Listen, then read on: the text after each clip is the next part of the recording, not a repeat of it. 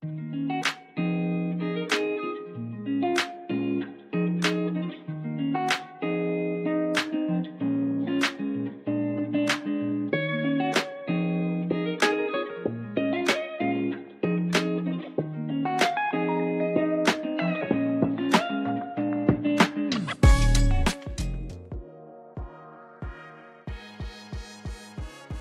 what's going on? I'm excited about this one, guys. Geronimo 22. We are here watching the Niners and the Cowboys. We're going to look at the Cowboys defense. I'm going to do about a 30-minute video for you guys just to kind of highlight some of the plays that I thought were worth watching. Want to talk about some of the schemes that the Cowboys are running. Not quite sure that their scheme matches up well with the 49ers. Actually, I can tell you right now it doesn't, and I'll explain it to you, what they're trying to do on defense. Also look at some techniques, some things that happen in the game. Gonna add that little bit of a DB school flavor to it, you know what I mean? And we're gonna talk about maybe some footwork issues, some technique issues in the secondary, things like that we could talk about. But overall, if you want to just get an idea of what happened, why were the Niners offense, why did they beat them so bad and so soundly, and the schemes that were called up against it? Well, I'm going to explain why, and I think you will enjoy the film. So, sit back, relax. If you want to watch the full breakdown, it's about an hour long. It'll be up on my Patreon called the DB Room.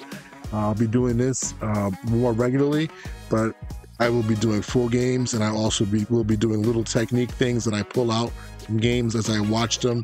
I got a couple videos already up for that. So if you want to join my Patreon and you join the DB Room, you'll be able to get in there and watch the full breakdown of this game. I did all the defensive plays of the Cowboys all the way up until it got out of hand when they scored like their 4th or 5th touchdown, whatever it was. So you can check that out. And also you will get all my Madden stuff, all my basic, the meeting room Madden stuff if you join the DB Room as well. So you get like 2 for 1. All right. That's about it, man. Enjoy the film, and I'll see you on the other side. What's going on, fellas? Geronimo 22. We are here looking at the Dallas defense versus the 49ers offense. And I was really curious just to watch the Dallas defense play. They have a scheme that is called really big nickel scheme, okay? Big nickel over G is a defense that is used in the NFL. If you guys play Madden, it's in Madden. And what you have is 4 down linemen, 2 inside linebackers, and you have 3 safeties on the field, okay? 2 of those safeties are usually down close to the box. So one's going to act as a strong safety, one's going to act as a weak safety, usually aligned to the weak side of the formation. Or you could just have right and left, doesn't really matter. But the great thing about the defense is flexibility with adjusting to different types of motions. So anytime you line up in a defense that can just bump without there being any type of real assignments, let's say there's motion from left to right, well, that means everybody's just going to bump over. They're just going to slide over. So whatever gap you had to start just changes to a new gap on the opposite side of the center. Or if you were already on one side of the center and your guy went all the way out to the outside of the formation, then you just kind of bump down. So it kind of handles a lot of these new age motions that happen every single play. And part of the reason why it's a really good defense, even on the college level, it's pretty simple, all right? And allows guys to play fast. Now, the weakness of the defense is that you lose guys who have experience playing inside the box. There's lots of times where you're going to see number 1 and number 6 basically lining up in the box as an inside linebacker. And let's be honest, they're not that big. You know what I'm saying? You got some big boys coming, but you got to take on blockers. Look at number 1 right here. He has the A gap, and he has to take on Kyle Juszczyk. I mean, it just looks bad.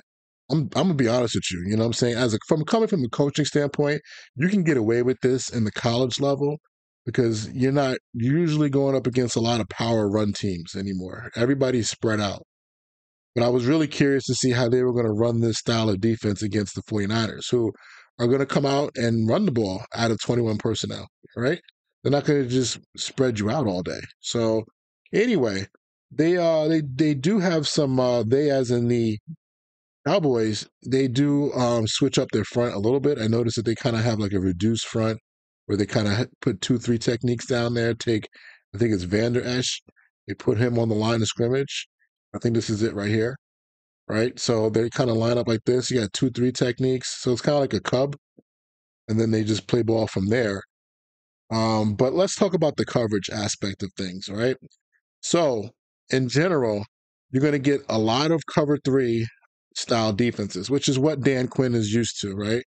You are going to get a lot of match cover three versus spread formations, and you're probably going to get a lot of zone drop cover three versus tight compress formations, which is good. That's pretty much how you want to run the match system.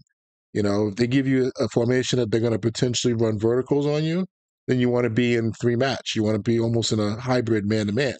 If you get a formation where they're just going to probably run crossing routes all day, then you want to be in zone. So that's fine and dandy, but you watch number 21 at the bottom, Stephon Gilmore. I coached him in Buffalo, and I know his career. He is a great man-to-man press corner. He is not a really good off corner. So this style of defense doesn't really fit him when he has to play off. All right. Now, every corner in the NFL has to play off at some point, but this style of defense of playing a lot of 8-man box football, being able to adjust and everybody bump, most of the time you're playing a lot of soft cover three.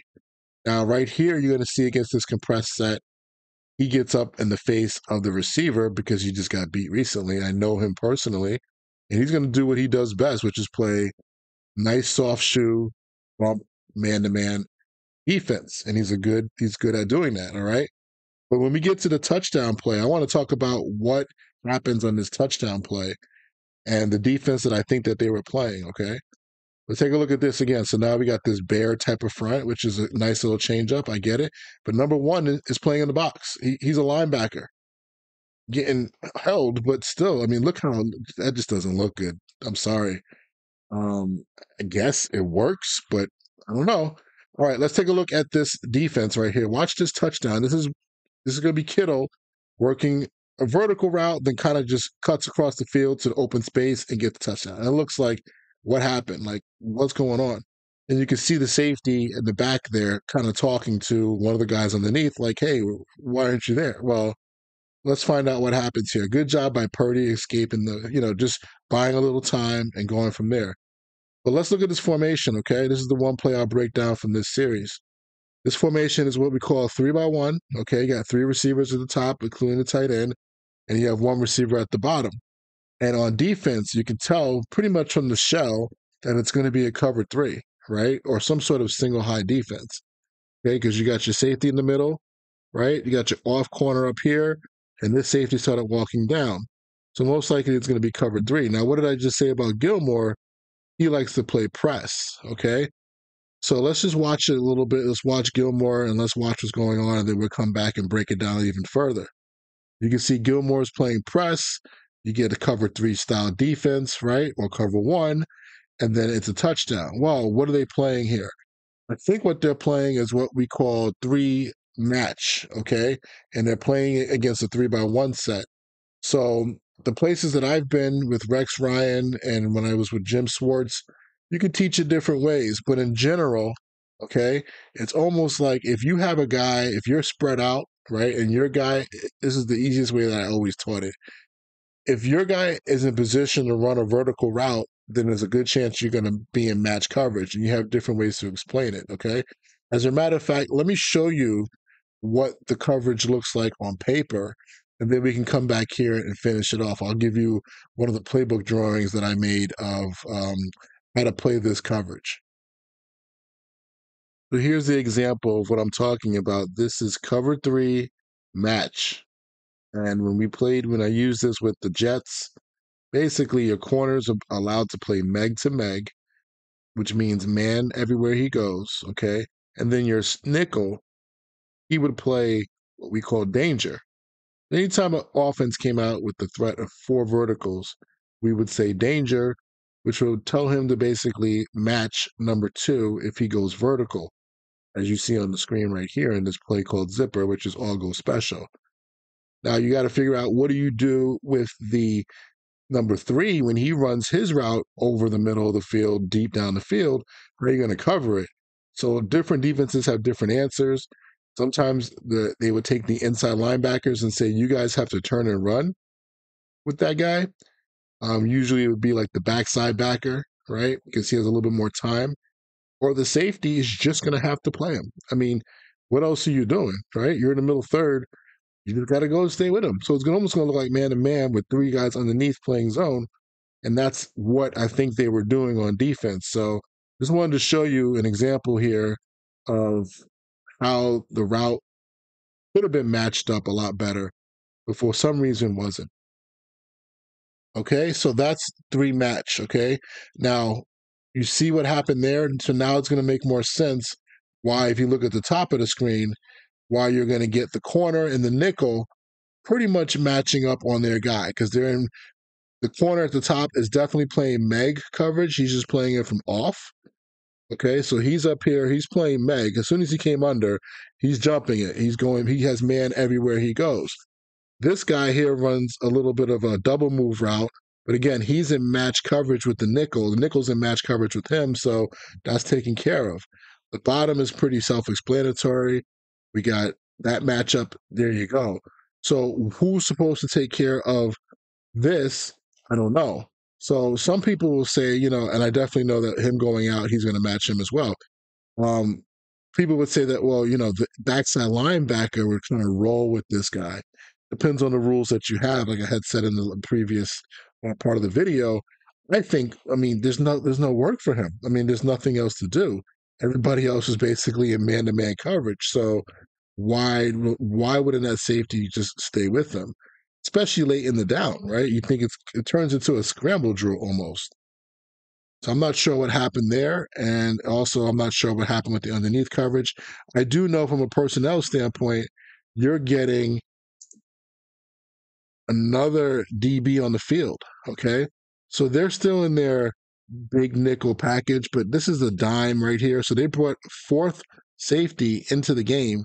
They have one true linebacker back here playing.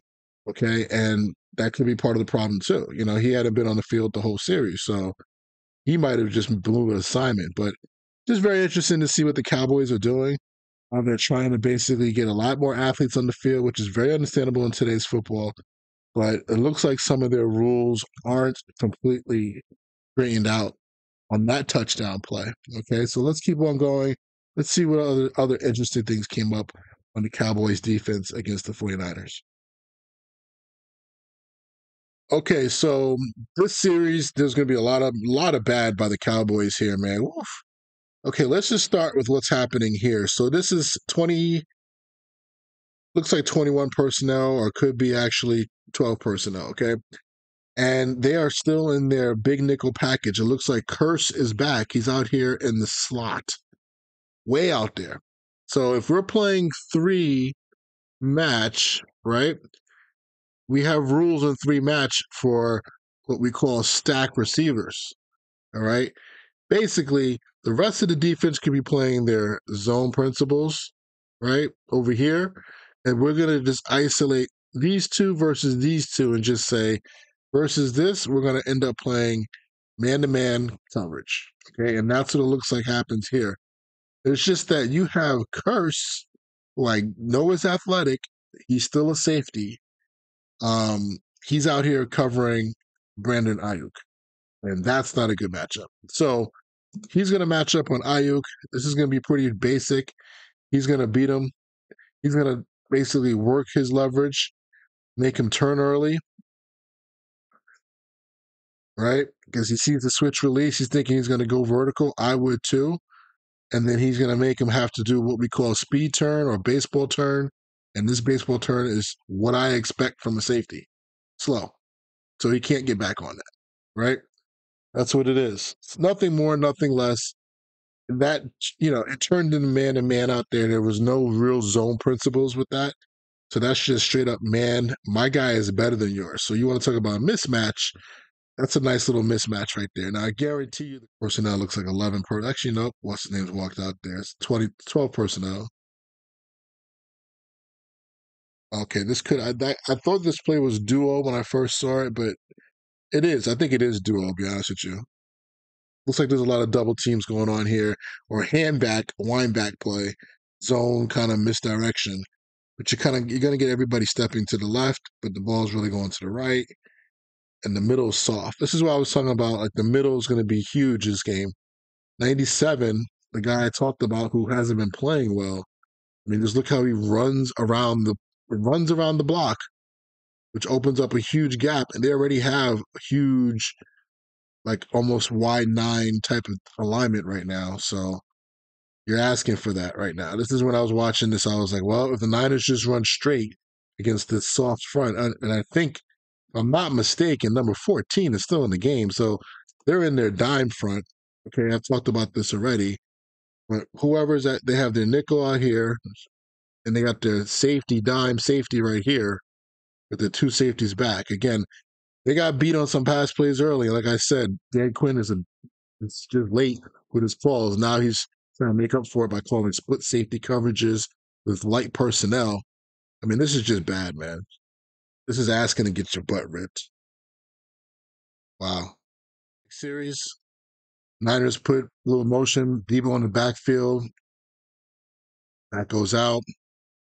And they give the ball to Deebo, interior run. I see some changes already being made. I don't see 97 on the field. I see 56 on the field right now as well. I don't see 90. But some of those guys who were having a bad day at the office might be taking the series off. I'm not sure. But again, they hit him with another counter scheme. And as you saw, everybody got thrown out the club. Anytime you see number 11 standing up like this, he's always pressuring, and they're sending 5.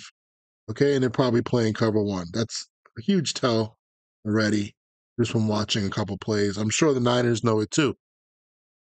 But that blitz is not good versus that run play, because you're going to get just washed down. Okay, let's talk about this play. This is a great throw by Purdy. We'll watch it one time, then we'll come back on it. It's definitely cover 1 robber. Everybody's just playing off coverage, which is it's just a good call versus the Niners. You think they can't throw outside, so Purdy proves everybody wrong, and this is a great touch and great timing. But we got to get into DB school. All right, JTO has QB school. Geronimo has DB school, because this is not going to fly. I don't know who number 19 is, but we got to just talk about this, man. All right, so let's talk about something. Young corners, you want to learn some football? Let's learn some football right here, right now. Let's get into some technique, okay? So I talked about this in another video. It's called shade technique. Shade, okay? Anytime you play a receiver that's inside the numbers and is tight, you can use a shade technique. What is a shade technique, coach? Well, I'm going to tell you. Based off his release, you pretty much know what the route is. You're also going to work different footwork technique based off the release. First release you learn is when he comes inside like this, right? He runs a shallow route. Your first steps is going to be shuffle, shuffle, all right? Parallel, just right down the line, read it out for 2 to 3 steps, and then obviously attack the upfield shoulder, okay? This allows you to get through all the junk that might be in the middle, all right? And you'll meet him probably about the hash mark over there, all right? That's the first release. The second release, which is popular in the NFL, is what they call spray release, where he works out at a 45-degree angle. And usually he gets to the top of the numbers. When he gets to the top of the numbers, he's going to make a move. The most common move is the out route, spray out, or he could run a post, right? Like a bang post. Really no other routes that come off of that. So what do you do there? Well, now you're going to shuffle for 2 steps back at a 45-degree angle, slowly, not too fast. So much so that when he gets outside, you have outside leverage to start, by the way. But as he works up the field, you're going to end up being head up with him. Okay? What does that do for you? Well, it allows you to basically protects you if he does run that bang post, because that ball's going to come out quick, and he has to almost work through your body. It really screws up receivers, trust me. The second thing that it does is that it allows you to just break from the inside out, all right, on an out ball, and just make the tackle, all right? You can use your inside hand to try and knock it down, but we're not trying to pick off a spray out. But if you do read it correctly, you might, all right, if you want to take that chance. Now, the last and the third release is going to be straight up the field. That's the hardest release, all right? But honestly, we got to have a plan for it. This is no different than you learning off man when you were young, okay? You're already outside leverage, keep your leverage, right? First steps, initial steps. You can walk out if you like to walk. You can shuffle, sideways shuffle, butt to the sideline, whichever way you want, okay? But at some point, you're going to have to do what? Backpedal, all right? So as he works down the field, about 12 yards or so, something's going to happen. Most of the time, when receivers at all levels, when they run straight down the field and they are lined up in a slot position, this could be a tight end as well. You're going to get dig routes, all right, and you're going to get corner routes. Those are the two most popular plays from that position. All right. You might get an out route too. But honestly, from here, because he's outside, he's a number one receiver, an out route would have been a spray out. So just work back, keep your outside leverage. As he gets close, you know your leverage, you know your hip speed. Turn with them, run. If he runs a dig and it's cover one robber, you don't have to worry about it. So just sit on the outside leverage. If he wants to work this way, just man turn with them and you'll be outside of him, man turn with them. You stay on top of him as well. You could probably look back for the ball through him and look at the quarterback as well. I mean, it's easy. So it sounds easier than said than done, but if you have a plan, you'll be fine. I don't think a lot of DB coaches teach that.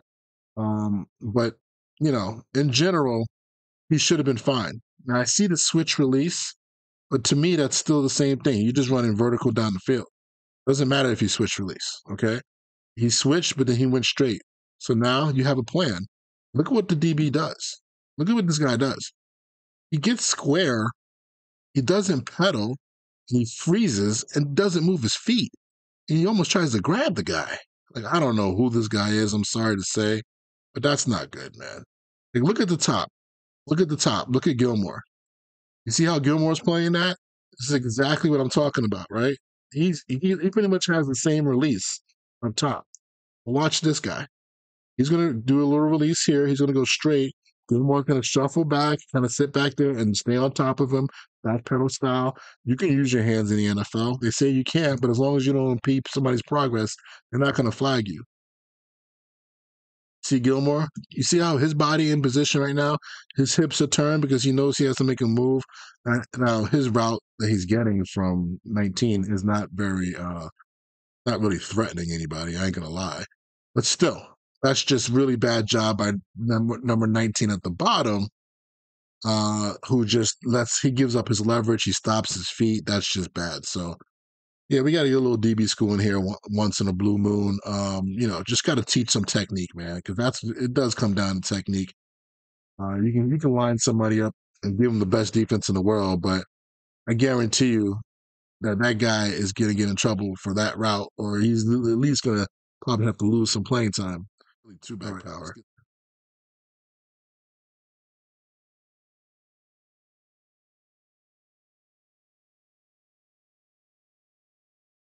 I'm gonna tell you something right now. I don't know what is going on. I know this is a great route. It's very, very well designed. Okay, but I mean, just let's look at the three safety system. From what I remember, I don't know what's going on, but it used to just be a bump. But they did this twice already. With this motion, he went back to the middle and he came down, which is fine. That's what a lot of people do. Sometimes you do it with a corner, but you don't want to take the corner off of his man coverage, especially when it's Gilmore. But Garon, I mean, that's his name, right? Curse. I mean, what are you doing, bro? Like, come on, get back in the middle of the field. I saw number 2 do the same thing. What are you doing? Why are you standing? Why are you standing behind the backers? You should be there. So I don't know, man. People look at that as, oh, it's a great route. It's great, dude. I mean, yeah, it is. It's cool. And I'm a Niners fan, so I'm very happy this happened. But come on, defense. The hell is that? There's nobody in the middle of the field, bro. We not sending the house. This isn't cover zero. This isn't cover zero. Tell me if it's cover zero, and then I'll shut up. No. It's 4-man rush. It's piss poor. Here it is a little bit of a walk around. You can see number 11. Micah Parsons in general just didn't really have a lot of effort. Like, he looked like he was tired, hurt. I got to go back and watch some other games, but like, why? He looks like he just doesn't want to be there. He looks like he's just, oh no, it's just weird. Let me look at this real quick because I don't know how somebody gets this wide open again. I'm thinking this is cover three match again. You know what I'm saying? I'm looking at the middle linebacker. This could be just because there's nobody covering this guy. So again, when you're playing three match, you do have that problem with number three. You're pretty much isolated on the safety if number three runs something deep, if you're matching with everybody else.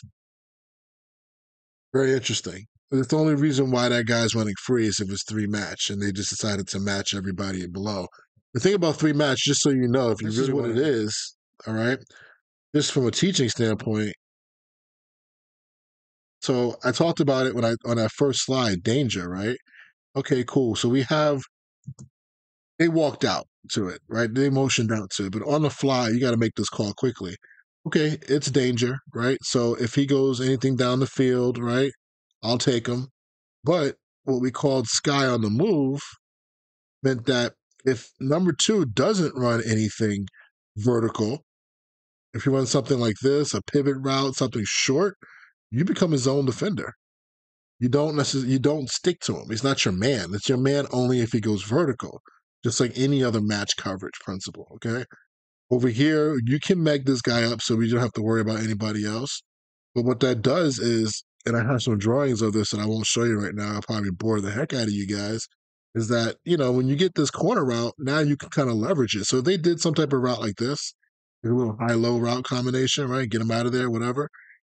What's going to happen is your nickel going to end up sitting in between.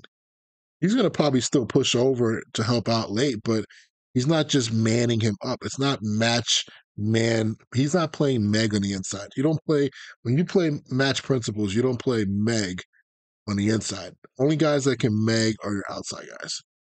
All right. We got to take care of the three guys, the three eligible receivers on the inside with matching principles that only apply when people run certain routes. Okay. So that's just a little lesson right there. I don't know what's going on with the teaching there. I mean, he's manning him up. He's leaving that guy out to dry. So the thing that's crazy is that I know for a fact Dan Quinn knows this. I mean, this is his defense. He's been running this since the Seattle days. So it seems like there might be some miscommunication in the secondary coaching room, or the players aren't getting it, or something's wrong. I don't know, or that's just the way he's teaching it. But it happened twice now where number three gets open. First he ran inside. This time he runs outside. All right. Then we get this play here in the goal line. They do stuff him up a little bit. Yeah, number 6, I think that's his number. Pretty good player. Or number 8. That's number 8. Okay, that's the young dude. All right. Goal line play. Reaction pass. Hey, it's the NFL, right? You run it up all you want. Look at number 11. Watch him show up here. Bottom of the screen. Hands in the air, crying. Hands. Oh, that's bad body language, man. You can't do that. You can't be a leader and do stuff like that and expect people to really, really respect you. They respect your ability, but not necessarily your leadership. Guarantee you 55. He might be talking, but he ain't putting that stuff on film, all right? All right, guys. Well, that was pretty much just a beat down, um, all aspects of it.